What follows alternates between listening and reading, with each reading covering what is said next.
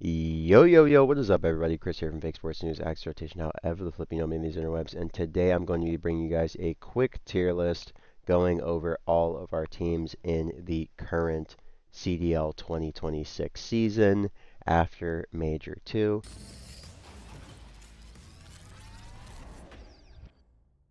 So, hope you guys enjoyed the intro as always. Happy April Fools. Hope you guys haven't been believing what people have been telling you today because it's one of those days where people say a lot of things and most of the things that they say ultimately mean nothing.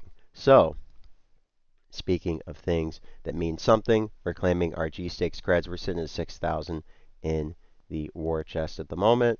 But what I want to do is go here, check out the standings, so you guys have a baseline of where the teams are performance-wise before I give you my perspective on where the teams are ranked in terms of their performance vis-a-vis their skill at the current moment in the game, based on everything that we have seen with 2 lands and 2 full online stages to this point.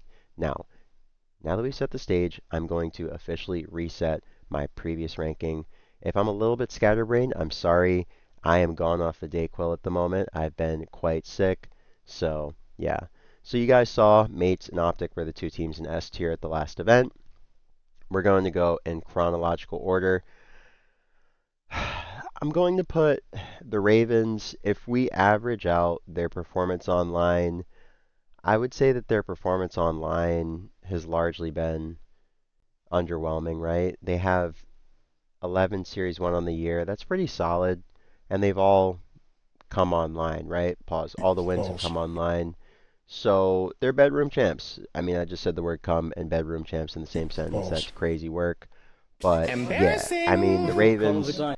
they, I mean, I'm going to put them in C tier because honestly, on land, they have been without a fighter's chance. They don't even have a puncher's chance that Vancouver Surge has had consistently on land. So, not sure. Miami Heretics, based on how they bowed out at the last major after securing that second seed, I'm going to cement them in the A tier. I feel like that's a pretty fair ranking based on the fact that they looked phenomenal online, and then they played Gentlemates and LA Thieves. So realistically, I'm not going to drop them to B because they lost to the Major 1 winners and the team who ended up getting 4th place at Major 2. So realistically, I think it was just a double bopping that came from Miami playing very close series against these teams and these teams consequently just being better on the day, right? They were just better. So that leaves us to the Minnesota Rocker, our first occupants of the B tier. Just to give you guys kind of an idea, Minnesota has been performing very well in the table, but as you can see, their win-loss record is below 50%, currently sitting at 48. So Minnesota Rocker are the definition of a 50-50 team, right? I guess you could argue that they're a 48-52 team. So yeah, Minnesota will put them in B tier. I feel like that's pretty fair. They had a very, very confusing Major 2, if we're being honest, right? They had a great series against the Falcons. Then they got 3-0'd by Optic, and they lost to Koi to get knocked out the tournament. Was that who it was? Lost to Optic, lost to LA Thieves. Okay.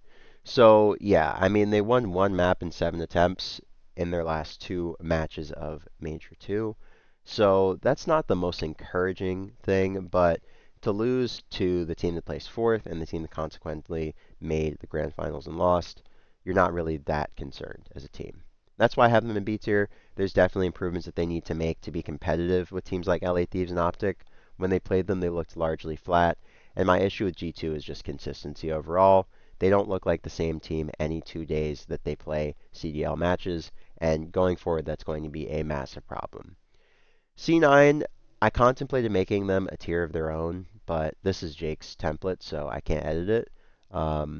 So we'll just put them in D tier just because they're not a bad team, but they just don't have the expectations or really the personnel to necessarily hang with the top teams. And by expectations, I mean that their talent selection was not indicative of building a team that has that upset potential and that, upswing, right? So peaking. Speaking of teams that have upset potential and upswing, we have the Paris Gentlemates. I'm going to put them in the A tier.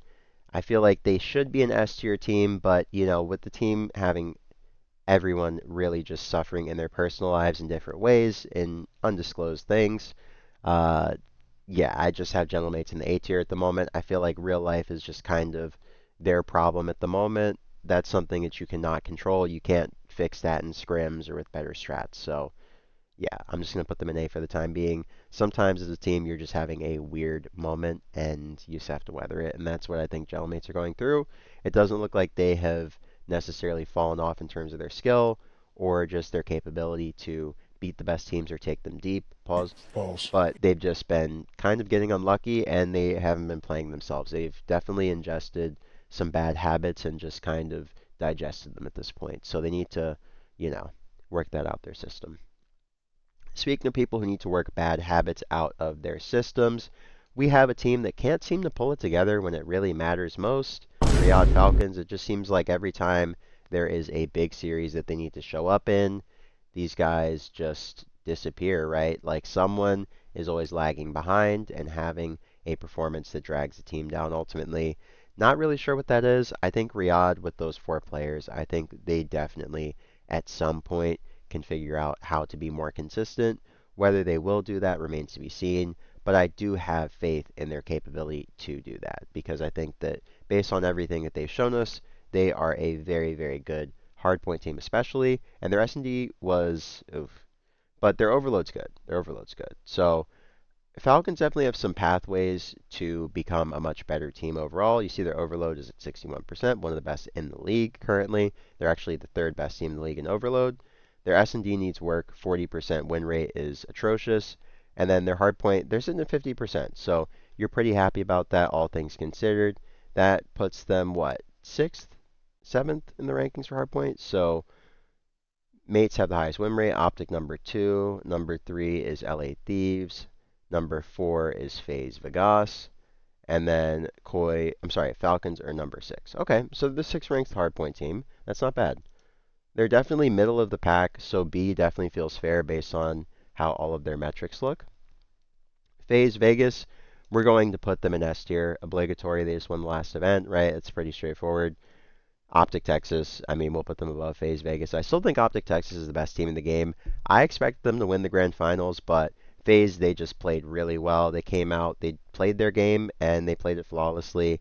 They also just always seem to match up very, very well with Optic. Draza has an insane record against Optic all time. He's 16-5 against Optic all time, and he's eliminated them from 8 tournaments, which is the amount that Aches eliminated Optic from in his career. So Draws is definitely the new Optic villain or Optic Slayer, whatever you want to call him. Ironically, as we know, they were trying to sign him going into the MW3 season, but Simp made the GOAT call, and the GOAT call trumps the Warlord call every day, I guess. So, speaking of people getting trumped every day, I guess, by the Warlord, we have the Vancouver Surge, a team that gets trumped by pretty much everybody else in the league except for the Cloud9 New York side, and possibly the Boston Breach, depending on which direction they choose to go in with their roster. So, the Vancouver Surge, let's look at their actual stats here. So, as you guys can see, they've won 6 series, they've played 21, 29% win rate on their series, 22 and 53 in maps. So, very negative win rate, 29%, 10 and 21 in hardpoint, and that obviously is being skewed to a degree because now with Capsule, Lunars, Gwyn, and of course Tej, they're doing a lot better. But before with Legend, and then after Legend was taken out the mix and replaced with Abe, Legend, Lunars, and Tej. Tej replaced Legend, and then Capsule replaced Abe. Right. That's the chronological timeline that we're on. So yeah, I mean, there's a couple Abe series in here, there's a couple Legend series in here, but they're not conflating it that much. Vancouver, with all of their roster changes, has not really looked to have made very considerable improvements. So that's why I have them in the C tier. I would put them in the D tier, but they do have the potential to win series, much like the Royal Ravens. Maybe the C tier is a little too harsh for Ravens, but it just feels like them winning series is more of a surprise than an expectation. There's largely no series that we go into with the Ravens where we're like, oh man, they have a really good chance to take down the Falcons or G2. The only teams that we could realistically see them taking down are, let's say, Surge, Breach, C9. That's really about it in my mind. So, speaking of Breach, we're going to put them At the moment, in the C tier, they're serviceable, just like the Vancouver Surge. As you guys can see, they've won the same amount of series, two fewer played just because obviously they didn't make it to Major 2 to play two series and get sent home. So the Vancouver Surge, of course, did. They got sent home. Actually, in one series, they played the play-in, and they did not play in. They played out. So they were 6-14 going into it, but the Boston Breach, they obviously got bounced out of Major 1 a little bit earlier, so that definitely helps. Vancouver Surge, they won a series at the last major, so that extended their lives. That explains the discrepancy in matches between those two. So I hope that makes sense to you guys. That's why I have the Boston Breach in C tier. They did not qualify for Major 2. If you guys watched the video I did a couple weeks ago looking at who wouldn't make it to Major 2, my theory was that Gentlemates would beat Boston Breach, which they did. Vancouver Surge would somehow get a fourth win, which they did, and the Boston Breach would end up staying home, which they did. So, yeah, the Boston Breach, not really too sure where they go from here. As we know, they've dropped Snoopy and Purge as well. Let's. I'm pretty sure of that. If that's not true, I will correct myself in post. But yeah, I'm pretty sure they dropped Snoopy and Purge. So we'll see how they look coming out of the break. Now, if they pick up QK, very different story. I'm not sure because from what we've heard, a lot of those Saudi players, they don't necessarily want to join the CDL. They just like playing challengers in the MENA region, and it's giving them a lot of joy. So I'm not sure who Boston pick up. Maybe a player like Proloot, maybe somebody that Spart has a lot of experience with, like another Bush player. I'm not sure, man. I'm not sure. We'll see though.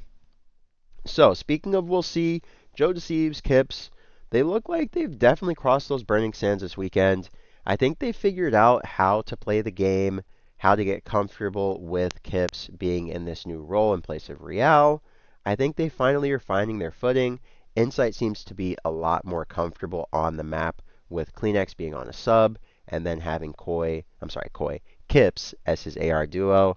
So I think honestly this Koi team, based on what we saw at Major 2, I expect them not necessarily to be world beaters, but I do expect them to be a team that can definitely beat teams like G2, Riyadh, Carolina, Vancouver, Boston, and New York on a pretty consistent basis.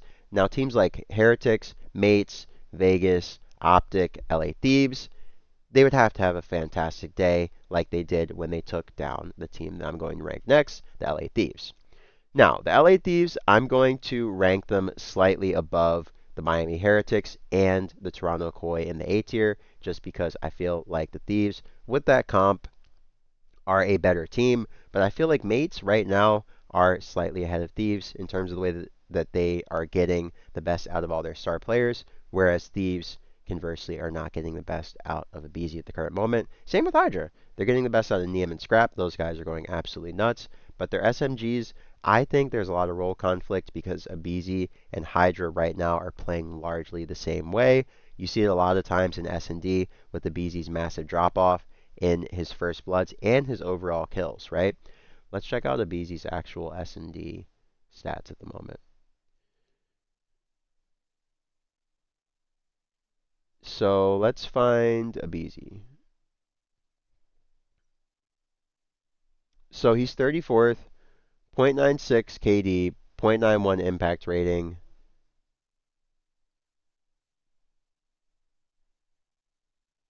Win percentage. What's his win percentage? 50%. So, uh, I mean, yeah, like let's see some of these more advanced stats.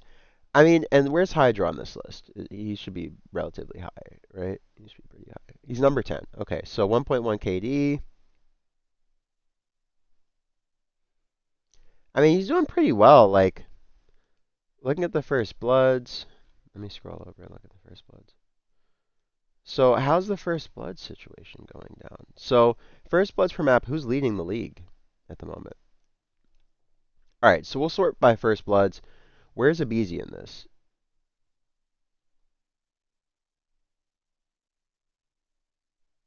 Damn, if we rank by first bloods, aBeZy's 35th. Wow. So yeah, clearly there's definitely something going on, and Hydra's 20th. So their roles being changed around has definitely made this team kind of, I don't know, unpredictable in a sense. and they're not as powerful as they should be at the current moment. Once they get that role conflict figured out, in light of everything that they have going on with the BZ, right? I think the LA Thieves will be a pretty solid team. I think they have the potential to definitely win an event once they get figured out. They looked really good against Faze, and they looked really good all weekend. It was just a couple missteps against teams like Koi and Faze in crucial moments in the clutch, and definitely their S&D needs a lot of work. So, yeah, that'll start wrap it up for me, guys. I hope you enjoyed this preview of what I'm thinking about all of our teams going into Stage 3. Let me know what you think about my assessments of everybody. Do you think this was a fair assessment? Do you think I was a little bit idyllic about certain things? Let me know down below in the comment section below. Hope you guys have a great morning, noon, or night, like I always say on this channel, and I will catch you guys on the next video. Once again, this is Chris from Fake Sports News, Axe Rotation, however the flip you know me on these interwebs, and I will see you guys on the next one. Peace.